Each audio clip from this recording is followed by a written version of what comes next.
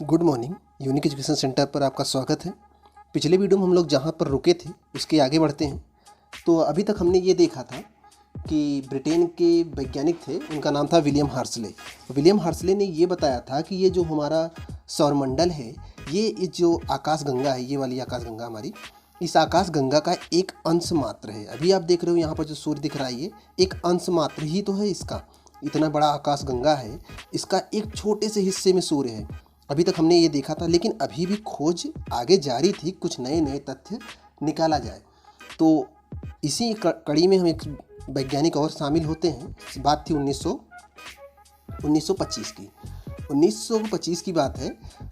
America के वैज्ञानिक थे, उनका नाम था एडविन हब्बल। आप नाम सुने होंगे, एडविन हब्बल। हब्बल ने ये बताया था कि ये जो आकाशगंगा है, अभी ये जो आप देख रहे हैं, ये जो आकाशगंगा है, देखो आप, ये जो आकाशगंगा है, ये तैर रही है जो ब्रह्मांड में। तो उन्होंने इस आकाशगंगा के बारे में बताया था। ध्यान समझिएगा इसको। हब्बल साहब ने ये बताया कि ये जो आकाशगंगा है ना, इसका जो व्यास है, मतलब व्यास समझते हो, जैसे वृत्त होता है, वृत्त में एक किनारे दूसरे किनारे की जो रेखा जाती है वही व्यास बोला जाता है। तो उन्होंने कहा इस आकाशगंगा की जो व्यास है, हमारी आकाशगंगा जिसमें हम लोग हैं, इसका व्यास, मतलब इस किनारे से इस किनारे का व्यास कितना है। उन्होंने कहा था कि 250 करोड़ प्रकाश वर्ष।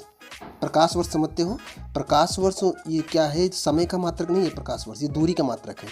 एक प्रकाश वर्ष बराबर कितना होता है, सूर्य की किरणों द्वारा एक वर्ष में, सूर्य की किरणें एक वर्ष में जितना दूरी चलती हैं, वही एक प्रकाश वर्ष होता है।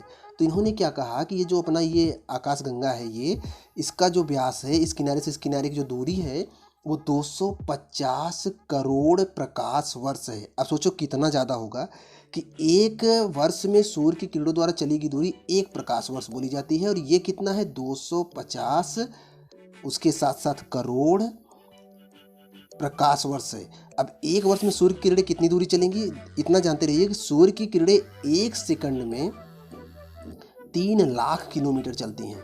एक सेकंड में 3 लाख किलोमीटर चलती हैं। एक दिन में एक मिनट में 60 सेकंड होता है, एक घंटे में 60 मिनट होता है, और एक दिन में 24 घंटे होते हैं। तो इस हिसाब से अगर देखा जाए तो जो ये प्रकाश वर्ष होगा, काफ़ी बहुत ज़्यादा दूरी होगी। इस हिसाब से 250 करोड़ प्रकाश वर्ष काफ़ी लंबी दूरी होगी। और ये इन्होंने बताया था, हब्बल साहब ने, कि ये अपनी आकाशगंगा की व्यास है। ये हब्बल साहब ने बताया था। एक चीज़ जानते रहिएगा, ये जो अमेरिका के वैज्ञानिक एडविन हब्बल हैं, इन्हीं के नाम पर अमेरिकी वैज्ञानिकों ने अंतरिक्ष में एक दूरबीन स्थापित किया है। इस दूरबीन का नाम है हब्बल दूरदर्शी। इस हब्बल दूरदर्शी की विशेषता ये है कि यह सूर्य से आने वाले, जैसे कि आप जानते हो सूर्य में 7 रंग के प्रकाश होते हैं। तो मतलब इस दूरदर्शी की विशेषता ये है कि इस जो सूर्य से प्रकाश आती है, अगर इस दूरदर्शी में जब प्रवेश करेगी, तो इसके 7 रंगों में से यह दूरदर्शी जिस रंग को चाहेगी उसी रंग को आने देगी, बाकी सारे रंगों को बाहर ही रोक देगी। मतलब ये विशेषता है कि किसी एक रंग को भी आप रोक कर उसका अध्ययन कर सकते हो। सूक्ष्म से सूक्ष्म तरंगे जिनको आँखों से हम नहीं देख सकते, जिनको साधारण सूक्ष्मदर्शी से भी नहीं देख सकते, उनका भी अध्ययन इस दूरदर्शी से किया जा सकता है। 1990 के आसपास इस दूरदर्शी को स्थापित किया गया था अंतरिक्ष में, और इसकी स्थापना अमेरिकी वैज्ञानिकों ने एडविन हब्बल के नाम पर किया है। और हब्बल ने ही ये बताया था कि ये जो हमारा ये जो हमारी आकाशगंगा है, इसका व्यास 250 करोड़ प्रकाश वर्ष है। दूसरी बात, आज भी इसके व्यास में विस्तार हो रहा है, मतलब ये आज भी बड़ा हो रहा है। तो ध्यान रखिएगा, कई चीज़ें इन्होंने बताया था, इम्पॉर्टेंट भी है आपके पेपर के हिसाब से। इस घटना के होने के बाद वैज्ञानिकों के बीच में एक बहस चल रही थी कि आकाशगंगा और निहारिका में क्या अंतर है, मतलब आकाशगंगा और निहारिका ये क्या है, गैलेक्सी एंड नेबुला क्या है, इसके बारे में बहुत डिबेट चल रही थी। तो इसके बारे में भी आइए हम आपको थोड़ा सा बता देते हैं कि आकाशगंगा क्या है और निहारिका क्या है। दरअसल एक आकाशगंगा, जैसे ये जो आप आकाशगंगा देख रहे हो, ये आकाशगंगा है। अब इसका जब निर्माण शुरू हुआ होगा, तो निर्माण हमने कल ही आपको बताया था, मतलब कि पिछले वीडियो में हमने आपको बताया था कि जब आकाशगंगाओं का निर्माण होना शुरू होता है, तो सबसे पहले हाइड्रोजन्स और हीलियम जो होते हैं वो इकट्ठा होते हैं, और वो क्या करते हैं, तारों का निर्माण करते हैं। और एक आकाशगंगा में अरबों तारे शामिल होकर किसी एक आकाशगंगा का निर्माण करते हैं। अर्थात मेन तत्व इसमें क्या है, हाइड्रोजन्स और हीलियम, जो कि बनाएंगे क्या, तारे बनाएंगे। अब ये जो बनने की प्रक्रिया शुरू होती है, एक आकाशगंगा के निर्माण की जब प्रक्रिया शुरू होती है, अब आकाशगंगा बनेगा कैसा, सिंपल सी बात है कि आकाशगंगा में तारे होते हैं और उनके तारों के चारों तरफ घूमने वाले प्लैनेट्स होते हैं, मतलब ग्रह होते हैं। अब अगर आकाशगंगा बनने की प्रक्रिया शुरू हो रही है, इसका मतलब तारों की बनने की प्रक्रिया शुरू हो रही है। यह जो बनने की प्रक्रिया शुरू होती है, इस शुरुआत स्थिति को ही निहारिका कहते हैं, या फिर नेबुला, अंग्रेजी में से नेबुला बोलते हैं और हिंदी में निहारिका बोलते हैं। तो आपको डिफरेंस समझ में आ गया होगा। पूछा जाता है तो आकाशगंगा का शुरुआती रूप, मतलब आकाशगंगा जब बन रहा होता है उसको ही निहारिका बोलते हैं, जब वो बन के कंप्लीट हो जाता है तो उसको आकाशगंगा बोलते हैं। डिफरेंस क्लियर है, ये याद रखिएगा, इम्पॉर्टेंट है। तो एक बात और आती है कि हमारी आकाशगंगा के आसपास और भी कोई निहारिका है जो, मतलब जो अभी आकाशगंगा बनने वाली हैं। तो हमारी जो आकाशगंगा के सबसे नज़दीक निहारिका स्थित है उसका नाम है एंड्रोमेडा। ध्यान रखिएगा, हमारी आकाशगंगा के नज़दीक जो निहारिका स्थित है उसका नाम है एंड्रोमेडा। तो ये डिबेट आपको क्लियर हो गया होगा। अच्छा, जब यहाँ तक आकाशगंगा और निहारिका कंप्लीट हो जाता है तो एक बात और आती है कि ये मंदाकिनी क्या है। तो हम मंदाकिनी के बारे में आपको थोड़ा सा बताते हैं।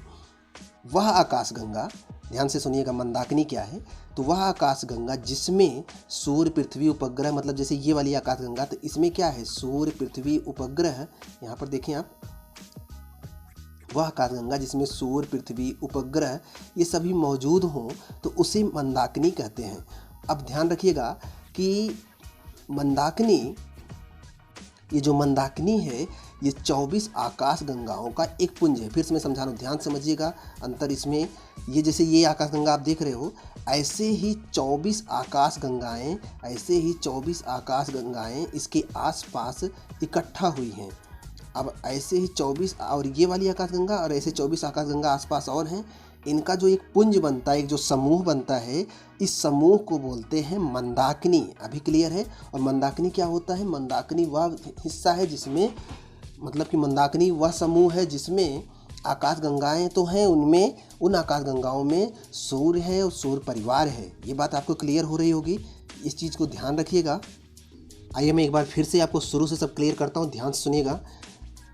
आकाशगंगा और निहारिका में डिफरेंस ये था कि जब आकाशगंगा बनने की प्रक्रिया शुरू होती है तो उसे निहारिका बोलते हैं, और जब वो बन जाता है तो वो आकाशगंगा होता है।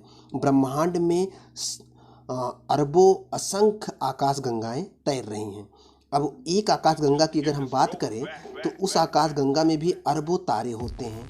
और मंदाकिनी क्या होता है, अभी क्लियर हुआ। निहारिका क्या है, आकाशगंगा बनने की जो स्थिति शुरू होती है, जब आकाशगंगा बनना शुरू होता है तो उसे निहारिका बोलते हैं या फिर नेबुला बोलते हैं। हिंदी निहारिका है, अंग्रेजी नेबुला है। जब वो बन जाता है तो उसे आकाशगंगा बोलते हैं। मंदाकिनी क्या है, 24 आकाशगंगाओं का एक समूह है जिसमें सौर परिवार वाला भी एक आकाशगंगा मौजूद है। तो ये जो 24 आकाशगंगाओं का एक समूह है इसे मंदाकिनी कहते हैं। एक चीज़, दूसरी चीज़, ये जो आकाशगंगा आप देख रहे हो इसका जो केंद्र है, केंद्र में सर्वाधिक तारे होते हैं। हमने आपको बताया था तारों की मृत्यु स्थिति यहीं पर होती है, यहीं पर तारे जाके मरते हैं। तो यहाँ पर सर्वाधिक तारे होते हैं और यहाँ पर केंद्र में जो है ताकत, मतलब अधिक घनत्व होता है, और इस केंद्र को ही बोलते हैं बल्ज। याद रखिए, एक बार पेपर में पूछा गया है। तो इनकी आकाशगंगाओं का जो केंद्र होता है उसे बल्ज बोलते हैं। तो ये भी आप याद रखिएगा। एक क्वेश्चन और कई बार पूछा जाता है कि हमारी आकाशगंगा का आकार कैसा है। तो आप देखो हमारी आकाशगंगा कैसी है, सर्पिलाकार है। ये तो पिछली वीडियो में हमने आपको बताया था। प्लस इसे मिल्की वे या फिर दुग्ध मेखला भी कहते हैं, क्योंकि ये देखो दूध की तरह एकदम सफ़ेद, दूध की तरह एकदम सफ़ेद आपको दिख रही है। तो इसलिए इसे मिल्की वे या फिर दुग्ध मेखला भी कहा जाता है। तो इसको आप जानते रहिएगा।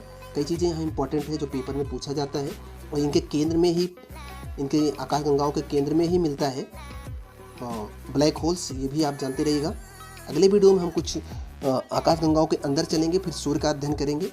यहाँ पर ये चीज़ें, जो 2-3 चीज़ें हमने बताया था, निहारिका, आकाशगंगा और मंदाकिनी और बल्ज, ये चीज़ें याद रखिएगा। पेपर के हिसाब से भी महत्वपूर्ण है और आपकी जानकारी के लिए भी महत्वपूर्ण है। अगर आप चैनल पर नए, चैनल को सब्सक्राइब कर लीजिए। वीडियो कैसा लगा ज़रूर बताइएगा। मिलते हैं आपसे नेक्स्ट वीडियो में, तब तक आप पढ़ते रहें।